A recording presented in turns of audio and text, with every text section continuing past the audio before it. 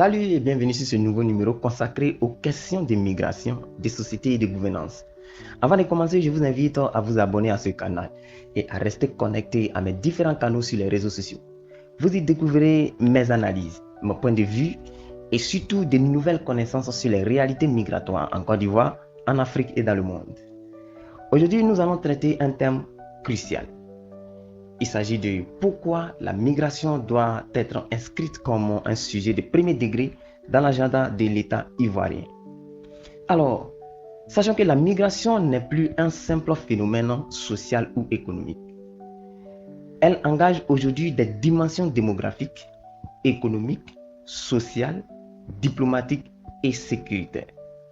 Du coup, il est nécessaire pour l'État ivoirien d'en faire une priorité nationale. Dans ce nouveau numéro, nous allons explorer 5 grandes raisons qui justifient cette priorité. Commençons par la réalité démographique.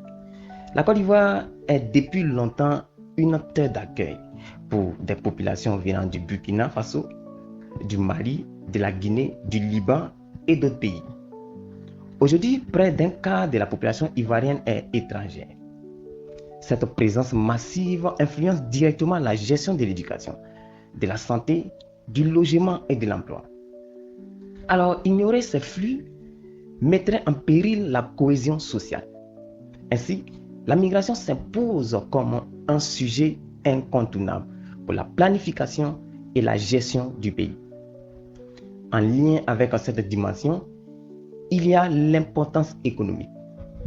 À ce niveau, la migration est essentielle à l'économie ivoirienne, notamment dans l'agriculture, avec la production de cacao, de café et d'anacarde, qui sont des véritables piliers des exportations du pays. Leur contribution s'étend également au commerce et au secteur informel. Sans ces migrants, la croissance économique et la stabilité de certains secteurs seraient compromises.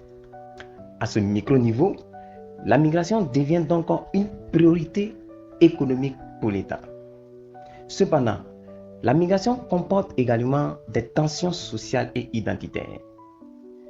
Des débats comme celui de l'ivarité ont marqué l'histoire récente et soulignent que la migration peut générer des conflits si elle n'est pas gérée avec équité.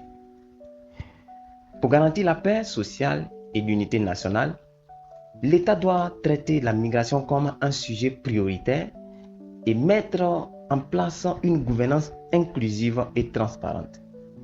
Au-delà des enjeux internes, la migration est une dimension diplomatique et régionale. La Côte d'Ivoire est un acteur central de la CEDEAO qui promeut la libre circulation des personnes. La gestion des flux migratoires implique donc des négociations et des accords bilatéraux avec les pays voisins. La migration devient ainsi un instrument de diplomatie et d'influence régionale qu'il est crucial de maîtriser au niveau national. Enfin, la migration soulève des enjeux sécuritaires, avec l'instabilité dans le Sahel, les trafics transfrontaliers et les risques liés au terrorisme. La gestion des flux migratoires devient une question de sécurité nationale. Une approche proactive et stratégique permet donc de protéger les frontières, de prévenir les crises et d'assurer la stabilité du pays. Pour finir, la migration doit être inscrite comme un sujet de premier degré dans l'agenda de l'État ivoirien, car elle touche directement la démographie, l'économie, la cohésion sociale, la diplomatie et la sécurité nationale. Il s'agit d'un enjeu prioritaire pour assurer la stabilité, la prospérité et l'unité de la nation. Merci de m'avoir suivi et n'oubliez pas de vous abonner et de partager ce numéro pour continuer à explorer avec moi les enjeux migratoires d'aujourd'hui et de demain.